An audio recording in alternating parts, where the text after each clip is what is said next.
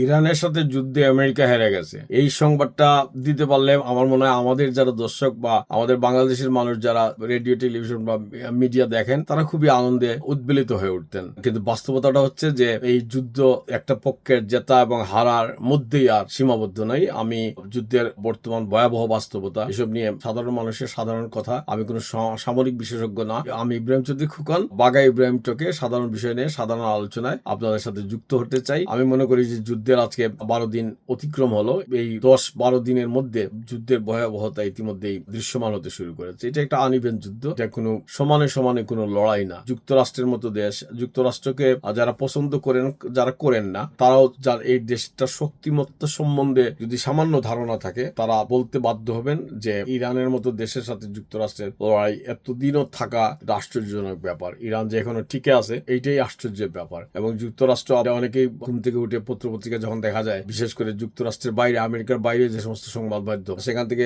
বিশেষ করে বাংলাদেশের সংবাদ মাধ্যম আমরা যদি দেখি যে পারলে আমেরিকা না খানি চুবানি খাইতেছে, আমেরিকা যে সমস্ত পড়ে যাবে। আমেরিকা কোথাও যুদ্ধে যাওয়ার আগে এই 2-4 দিনের পরিকল্পনা করে যায় না, এদের নানান ধরনের পরিকল্পনা থাকে এবং এটা একাধিক প্ল্যান এ বি সি এই ধরনের নানান পরিকল্পনার মধ্য দিয়ে যুক্তরাষ্ট্র যুদ্ধে যায়। যুক্তরাষ্ট্র যে ইরানের মতো দেশের সাথে যুদ্ধ, অনেক অমূলক যুদ্ধে গিয়েছে এবং বিলিয়ন বিলিয়ন ডলার এই দেশের নাগরিকরা স্যাক্রিফাইস করেছে। এটা যুদ্ধ তো কারো পকেটের টাকায় হয় না, এটা নাগরিকদের ট্যাক্সের পয়সায় যায়। এটা বিলিয়ন বিলিয়ন ডলার। ইতিমধ্যে এই 10 দিনের যুদ্ধে কত বিলিয়ন খরচ হয়েছে সে তথ্য আমাদের হাতে নাই, কিন্তু আমরা জানি এটা বিলিয়ন, প্রথম 2 দিনে 5 বিলিয়নের মতো ব্যয় হয়েছে। এবং আমরা জানি ইরানের 30-40 হাজার ডলারের একটা ড্রোন, এটাকে থামাতে গেলে আমাদের কয়েক মিলিয়ন ডলারের একটা ক্ষেপণাস্ত্র ছুটতে হয় আর যুক্তরাষ্ট্রে। সো এই যুদ্ধটা ইতিমধ্যেই, এই যুদ্ধের নানান ফলাফল আমরা দেখতে পাচ্ছি। এটা হচ্ছে যে ইরান নামক দেশ অনেকটাই ধ্বংসের পথে। আর এটা যতই বলা হোক, এটা বলে তো লাভ নাই। এই দেশটা আবার উঠে দাঁড়াবে বা দাঁড়াতে পারবে কিনা এই ব্যাপারে সন্দেহ আছে। হয়তো দাঁড়াবে, কিন্তু এটা কিভাবে দাঁড়াবে আগামী দিনে বলবে। কিন্তু এই যুক্তরাষ্ট্র মানে সেখান থেকে কিভাবে ফিরে আসবে এইটা এখন আগামী 2-1 মাসের মধ্যে বোঝা যাবে বা 2-1 সপ্তাহের মধ্যে দেখা যাবে। প্রথমে ধারণা করা হয়েছিল 7-10 দিনের মধ্যে যুক্তরাষ্ট্র সেখান থেকে চলে আসতে পারবে, মানে তাদের মূল নেতাকে হত্যার পর ইরানের লোকজন জেগে উঠবে এবং সাদ্দামের বেলায় যেটা হয়েছে বা অন্যান্য স্বৈর শাসকদের বেলায় যেটা হয়েছে, নিদেন পক্ষে বাংলাদেশের বেলায় যেটা হয়েছে যে মানে মূল নেত্রী তিনি সরে যাওয়ার পর মানুষজন রাস্তায় নেমে এসেছে, কিন্তু ইরানের বেলায় সেটা হয় না। তাদের মূল নেতা মৃত্যুর পরও ইরানের যারা সমস্ত লোকজন সেই ক্ষমতাসীন মহলের বিরুদ্ধে আন্দোলন করেন তারা মোটেই ঐক্যবদ্ধ না। তারা বাইরের অনেক বড় বড় শক্তির সাথে জড়িত আছে, সরাসরি আমেরিকা মদদ দেয়, কিন্তু তাদের মধ্যে ডিফারেন্সটা অনেক বেশি। পাশাপাশি ইরানের পার্শ্ববর্তী দেশ সমস্ত মুসলিম দেশ, আমি আমেরিকানদের সাথে কথা বলি, আমেরিকার যুদ্ধবিরোধী মনোভাব সাধারণভাবে অনেক প্রবল। শ্বেতাঙ্গ মানুষরা যুদ্ধের বিরুদ্ধে কথা বলে থাকেন। এমনকি ইরাক যুদ্ধের, আফগানিস্তানের যুদ্ধের সময় যখন কড়াকড়ি যুদ্ধের অবস্থা, প্রতিদিন ডজন ডজন সোলজারের লাশ আসতেছে, সেই সময় আমেরিকার মানুষ যুদ্ধবিরোধী মিছিলে হাজার হাজার লাখো মানুষ মিছিল করেছেন সেই সমস্ত মিছিলে দাঁড়িয়ে। কিন্তু এবার যখন আমরা সাধারণ মানুষদের সাথে বা এখানে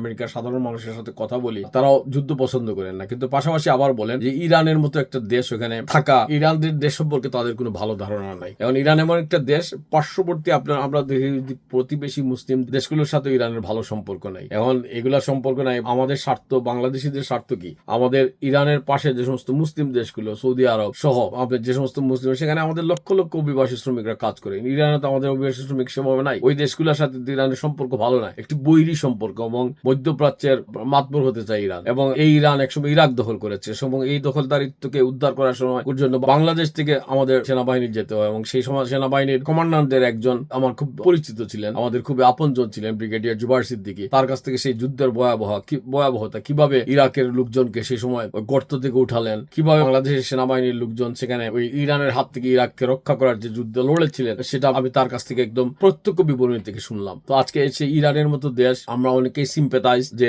মুসলিম দেশ, কিন্তু মুসলিম অন্যান্য দেশের সাথে তার সম্পর্ক ভালো না। এবং আমাদের স্বার্থ যদি দেখি, বাংলাদেশের হাজার হাজার লক্ষ লক্ষ শ্রমিক যে দেশগুলোয় থাকেন, সেই দেশগুলোর স্বার্থের বিরুদ্ধে ইরানের কাজ। এবং এখন আপনারা হয়তো অনেকেই তর্ক করবেন যে সেই দেশগুলো প্রকৃত মুসলমান দেশ না। ভাই, আপনি প্রকৃত মুসলমান হওয়ার আগে আপনি প্রথম বেঁচে থাকতে হবে। আপনার রুটি রুজির জায়গাটা কোন জায়গায়? আপনার রুটি রুজির জায়গাা আবুধাবিতে। আর আপনি আবুধাবিতে যখন ইরান বোমা মারবে, আপনি ওখানে উল্লাস প্রকাশ করবেন, আপনি আনন্দ করবেন, তাইলে আপনাকে তো আবুধাবিতে বের করে দিবে, আপনি ওখানে যাওয়ারই পরিক নাই। এই যে আত্মঘাতী কাজ, এই আত্মঘাতী কাজে মানে বাঙালি অনেকেরই জুড়ি নাই। সো দয়া করে এই সমস্ত ব্যাপারে সতর্ক থাকবেন। আমরা চাই না যুদ্ধে কেউ মারা যাক, আমরা চাই যুদ্ধ, আমি মনে করি যে যুদ্ধ দ্রুত শেষ হওয়া উচিত। কিন্তু এটা তো এমন না যে ডোনাল্ড ট্রাম্প যুদ্ধে চলে গেছেন, এখানে কংগ্রেস সবাই দাঁড়িয়ে গেছে, এখানে মিনমিন করে অনেকে বিবৃতি দেন, অনেকে বক্তৃতা দেন, কিন্তু কংগ্রেসে এখনো পর্যন্ত এটার ব্যাপারে কোনো শক্ত রিজলিউশন নাই। সব আইন প্রণেতারা তারা যদি দাঁড়ায় বলতে যে এই যুদ্ধে আমরা যাব না, এই যুদ্ধতে এইভাবে ফিরে আসবো, এটা না, আমেরিকা যখন গেছে এটা শেষ করে আসবে। এখন এটা শেষ কিভাবে হবে আমরা জানি না। কত মানুষকে রক্ত দিতে হবে ইতিমধ্যে আমরা জানি 2-3 হাজার মানুষ ইতিমধ্যে মারা গেছেন। আমেরিকার সোলজারদের লাস্ট আসছে, আরো